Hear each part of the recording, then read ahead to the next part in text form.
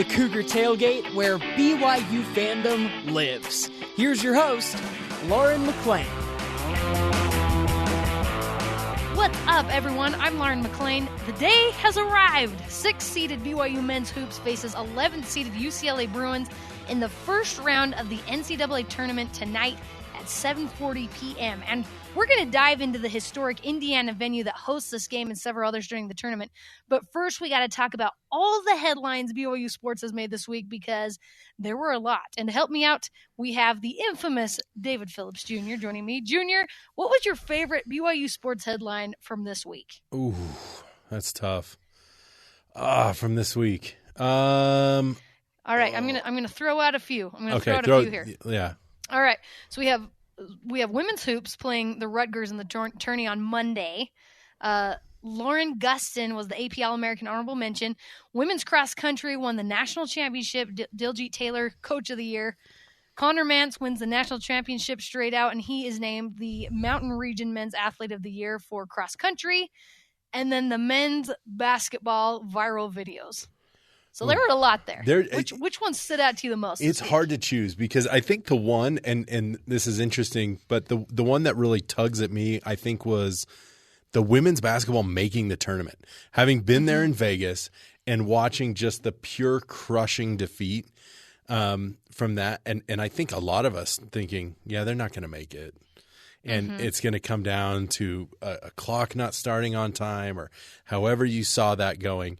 But just the pure jubilate, the joy, the video of them finding out that they made it, and just the pure joy. I think that would have to be. But I mean, come on, Connor Mance looking back and like, hey, where is everybody on the for the national championship? And of course, the women coming so close last year, and then finally doing it this year and stuff was pretty cool. So it's hard to pick a favorite. And of course, you know, the men's basketball taking advantage of kind of the boredom in there to come up with the viral videos, kind of create your own magic with getting trapped in an elevator. But the introductions to go get COVID tests, I don't know that anyone's been that excited to be COVID tested in the history of the world. But that was really, really cool. It was a lot of fun.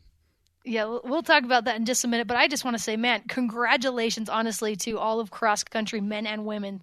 They are absolutely incredible, and I love Diljeet Taylor, their head coach for the women's team. She's hilarious. She's so much fun, and obviously very, very talented at what she does. Connor Mance is an awesome guy too, and I remember I watched it this week on ESPN, and they had to have a separate camera for him because he was so far ahead of everybody else running through the finish line, and I got chills. I got chills, Junior. I just love being a BYU fan, man, right now, especially because they are doing some incredible things in all areas. All right, so let's talk about those viral videos. The boys drew some non-basketball national attention to themselves this week with viral videos, and BYU guard Jesse Wade escaping the jaws of a broken elevator with the help of his teammates. Then the team, including Mark Pope, each had celebratory dances and cheers, as their names were called, to get their mandatory daily COVID test. So, Junior, what I want to know is, what are your honest thoughts about the video? Was that typical BYU, or was it just them making the most of the moment? I think typical BYU. Mark Pope is amazing. Like, I don't know that I've ever met another basketball coach or another human being that can just really just bring these guys together. They've got the mantra, best locker room in America.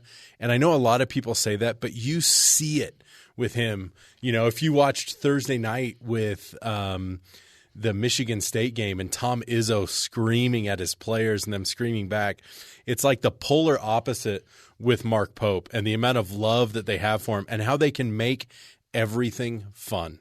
Everything's fun. These guys are loose. They're enjoying it. They love it. They love him, and they want to go out and perform for him. So, I think this is just Mark Pope, the true Mark Pope coming out, and it filters down to the players, and it is so much fun. Best locker room in America by far. I think as much as people want to make fun of it, even recruits, they're deep down inside like, that would be a blast to be a part of that team. And I think that's part of the reason Mark Pope is so good at recruiting. And so I'm not going to lie to you. When I first watched this video, especially the ones of them getting their names called to go get their COVID tests, I was like, my first thought was, people are going to tear this apart on social media. Like, they're going to make fun of this so bad. And I went through the comments, and needless to say, there were many negative things about it. But I hated that. I almost wanted to go in and punch every one of those people in the face, because I'm like, these guys are in the NCAA tournament, which not very many teams get to do that around the country. It's a special thing. They're a 6th seed. They're having so much fun. Why would you not just take advantage of that moment and soak it all in? This is a once-in-a-lifetime thing for some of these guys, especially those seniors or the guys that aren't going to be here. Why not just have a blast and let go and just live in the moment? So that's one thing I loved. And like you said about Mark Pope, they do it with the players. The coaches are involved with the players and all these fun moments. And I think that speaks volumes of the program, don't you think? Oh, definitely. And it's love what you do and love who you're with. And that's the thing. That's what draws these players. So you talk about the Matt Harms, who basically most teams in the country wanted him. But what's the difference is the connection he felt with Mark Pope, Brandon Averett. There was a great Deep Blue about Alex Barcelo and just how Mark Pope kind of saved him and just how much fun the smiles on these guys' faces. And that's the thing, is he can push them to the limit because they know he cares and they love him. And that's, I have absolutely loved watching this team just through everything and stuff and the amount of fun they're having. And yeah, people are going to make fun. But there's going to be a lot of recruits and a lot of parents who are going to be like, that's where you want to be. You don't want to, that with or Tom Izzo in people's face screaming at him and stuff. I'd much rather hang with Mark Pope and have fun and be awkward dancing with Mark Pope. But hey, shout out to Jesse Wade for surviving that. Now, Lauren, could you handle being locked in an elevator for 45 minutes? Well, if I have my phone and I have service, I'd probably be okay. I'm not claustrophobic, so if I knew I was going to be saved, you know what I'm saying, I would be just fine. But if someone has claustrophobia, that's scary stuff. That's insane. I'm just glad nobody got hurt. I'm glad none of the players got hurt trying to open that door, because that was disconcerting. But it was super fun to watch. Their reaction when he got out, his face was priceless. When they got that first crack open, I loved it so much. Yeah, that was great. Yeah, who wouldn't want Richard Harwood there prying open the door for you? No. What I was going to say about Mark Pope, too, is he has 4 girls of his own, so you know that he looks to these guys like they're his sons. So I'm sure he puts a little bit extra love into the way he demonstrates how much he cares about each one of these players for that fact. All right, so, Junior, tonight BYU gets to play in the historic Hinkle Fieldhouse, the home of the Butler Bulldogs. Here's a list of a few random facts about the venue that you need to know. Are you ready for this? I'm ready. All right. It was built in 1928. The Hinkle Fieldhouse has a rich history and was the largest basketball arena in the U.S. until 1950. It was taken over by Williams Arena, which is the main residence of the Minnesota's men and women's basketball teams. Junior, do you know what the current largest college basketball arena is right now? College basketball. Throw one out. Throw a team out. I'm going to say Kansas. It is Syracuse. The Carrier Dome is the biggest by a landslide and has 34,616 seats. Wow. So Syracuse has the largest college basketball arena right now, but it used to be the Hinkle Fieldhouse back in 1928 to 1950.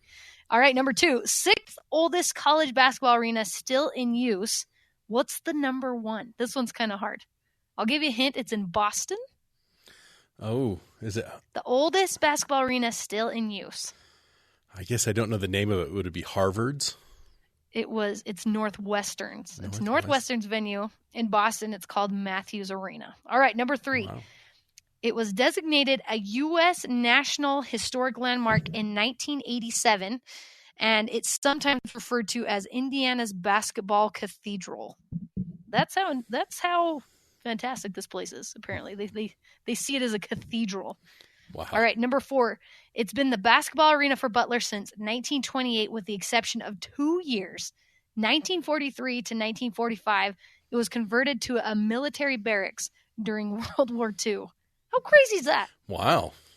That is interesting. I know. Wouldn't that be cool? Wouldn't that be cool as a basketball player to be able to play in a venue like that?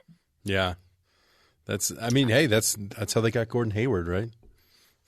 That's right. Good old Gordon Hayward. We have mixed feelings about him, don't we, as Jets fans? Yep. All right, here we go. And number 5. Okay, are you a fan of Hoosiers? Oh, of course. It's great. Hoosiers, the movie. Oh, yes. All right. Did you know the final scenes of the film Hoosiers were filmed at Hinkle Fieldhouse, and it was the championship game. So those scenes were filmed in Hinkle Fieldhouse. That's Junior? pretty awesome. And hey, it's already been measured. They already Gene Hackman's already measured. The hoop is 10 feet. And all that. One of the greatest scenes in a sports movie. It is good. Yeah, so they don't have to worry now because Gene Hackman has them covered. That's a great film. I honestly, I've only seen it through. Don't judge me. One time. I've only seen it entire through one time, but it's classic. And so when I knew it was in Indiana, obviously, but when I found out the final scenes were in Hinkle Fieldhouse, I thought that was so cool that BYU was going to be playing there. Yeah. Okay, Junior, I have to ask really, really fast. What is your favorite basketball movie? Your number one basketball movie? Oh man, that's tough. You got like Coach Carter. Coach Carter. Space Jam is always in there. Hoosiers. Glory Road.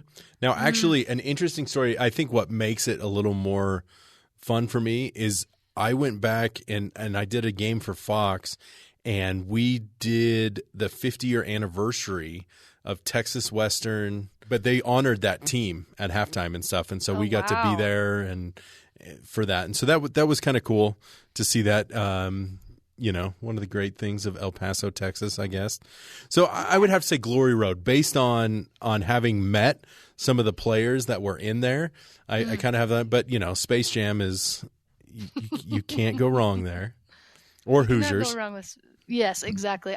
I have to go with Space Jam because that just defines my childhood right there. I loved it so much. Oh yeah. All right. If that wasn't enough, you guys, coming up next, we have Butler's Associate Athletic Director of Communications, John Dedman, who we talked to earlier this week, and he'll tell us some of the coolest things about the historic venue and what it takes to host the NCAA tournament. This is Cougar Tailgate.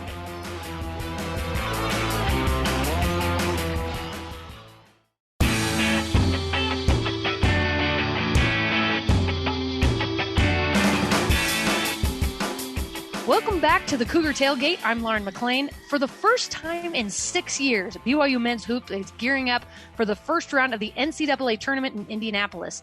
And to give us an insider scoop into the Hinkle Fieldhouse, where all the madness happens, we have joining us the Associate Athletic Director of Communications for Butler University, John Dedman.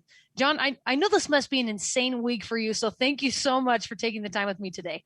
Yeah, happy to do it. We're just excited to be hosting basketball and for the NCAA tournament to be back. So we are riding high here. It's such a fun time of the year, and you've been back with the Bulldogs for 6 seasons, but that was after spending 9 years on the Indiana Sports Corps staff, which spearheaded the operations for events in Indiana, including the 2010 and 2015 Final Fours. So needless to say, this isn't your first rodeo. How have you been involved this time around in your current role at Butler?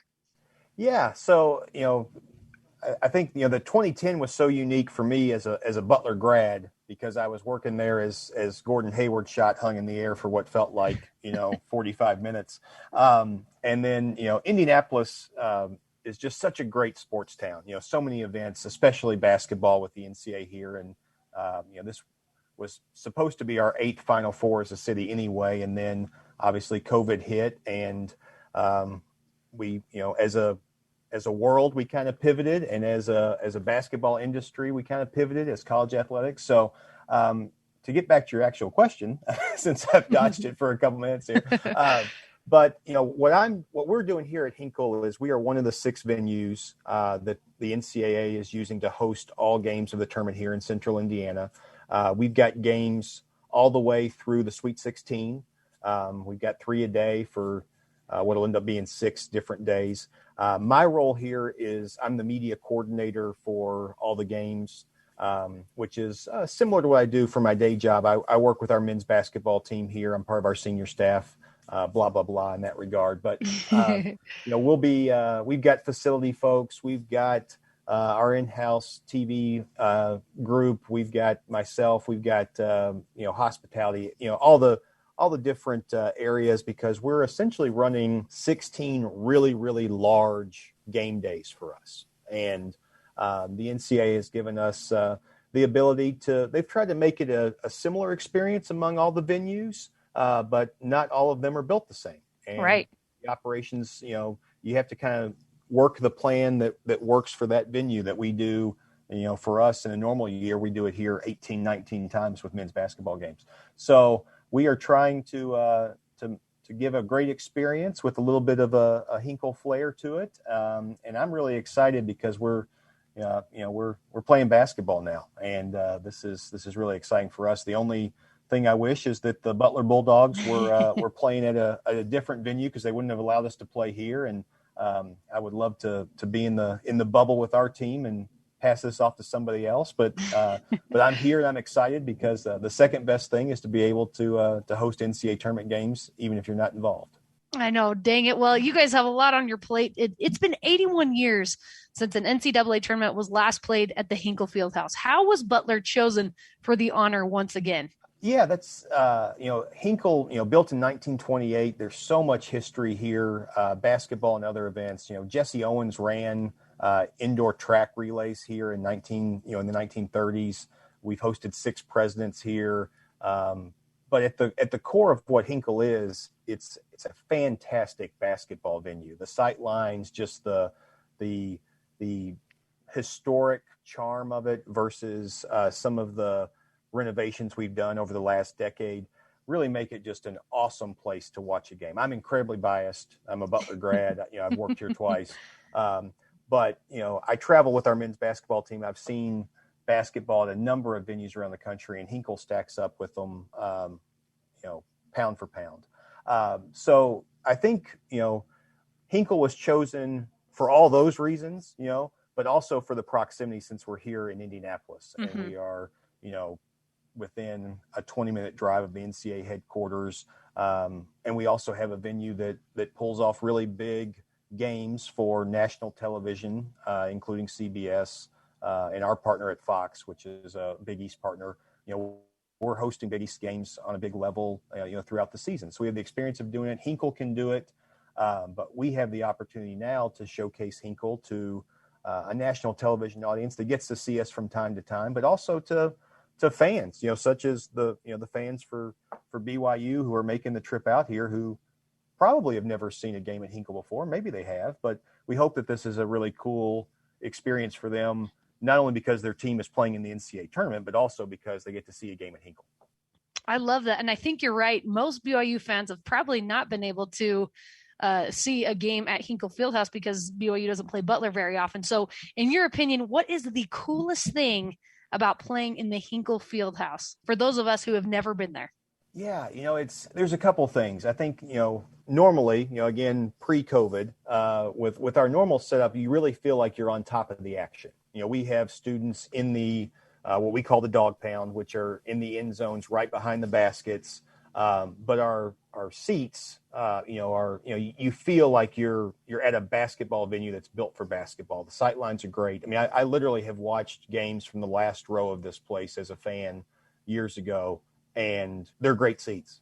It truly is it's a venue built for basketball. But then you can also, it's cliched and a little corny, but like you can feel the history. Like you can, you walk the concourses and it looks like a building that was, in a good way, that was built in the 1920s, in terms of the craftsmanship and the attention to detail. And we've gone out of our way to preserve that.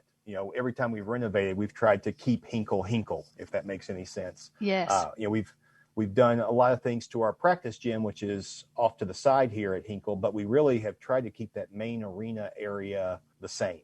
So it doesn't feel like 1954, but you feel like this place has been around for a long time and hosted a lot of big games, and is just it's, again, incredibly biased. I don't make it seem like I'm a neutral third party here. But, no, hey, you don't need to be. Yeah, exactly. But it's just such a great place to watch a game. I love that so much. I love these old venues that have such a rich history. And I think you're right. There's kind of a different feel when you go into those types of venues. But you mentioned that one of the greatest things about Hinkle Fieldhouse is the fans kind of feel like they're on top of you. But this year of college basketball has been like none other, obviously, due to the pandemic. So the tournament is expected to kind of follow suit.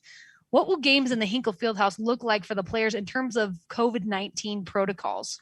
Sure. So, Butler, we worked with our campus and with our local health officials. We had fans throughout the regular season. We were approved up to 25%, which was, a smaller capacity, but it was great to have fans here. Right. There's just something about people cheering at the right times and adding some energy versus being in kind of a completely sterile environment, for lack of a better term.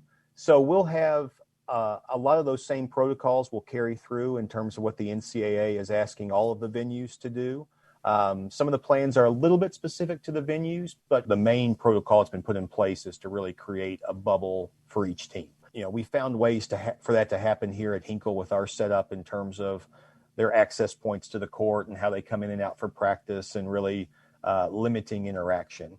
But you'll see things that you've seen other places in terms of the team bench areas are spread out. They're bigger than they normally are. There aren't as many people on the scorer's table or around the team benches. Our fan seating is in pods, and for the most part, it is away from the teams. It's off the court a little bit more. But then, we have, of course, masks throughout, for everybody who's either working the games or attending as a fan. You'll be wearing a mask throughout, which has become fairly common. Concessions are a little bit more grab and go, prepackaged type things. We're promoting distancing in restroom lines and concession lines. So all of those things that I think are become fairly universal as part of your daily life the last, year. You'll see here.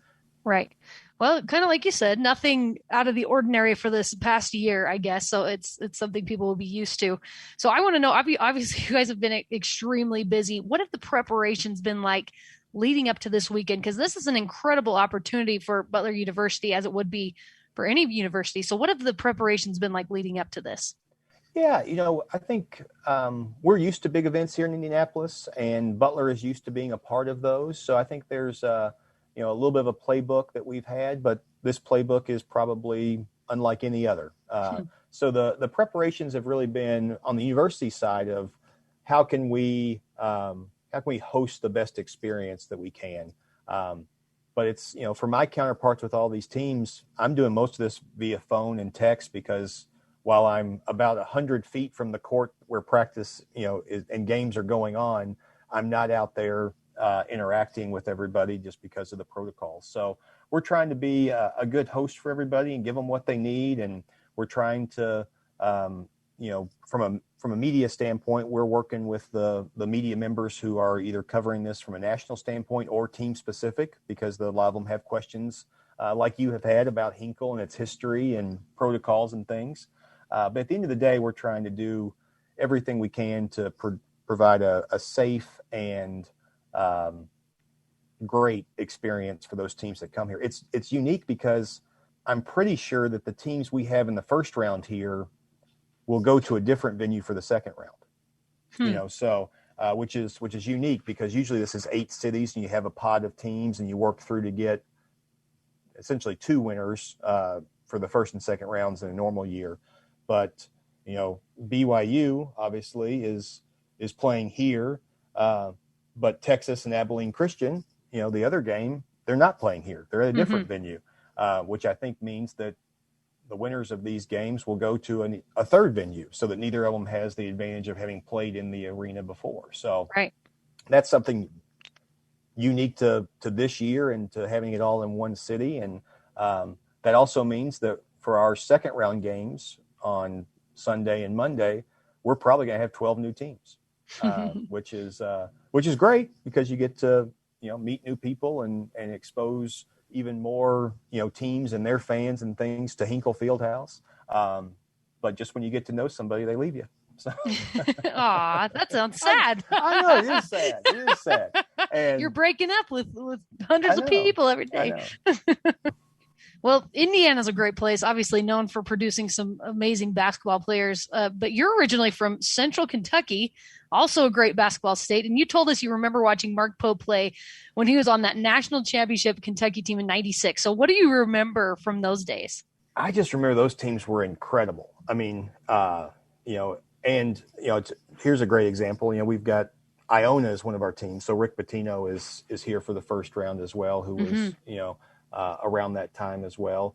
But, I just remember those teams that Mark Pope was part of, somebody, a Dick Vitale, somebody at that time said, the second unit of those teams, because of the depth, could probably beat a lot of the teams in the country at the time. They were full of NBA players. They played a pretty up tempo style, but just the depth, with during his time there, I know, Antoine Walker and Tony Delk and Ron Mercer, I believe.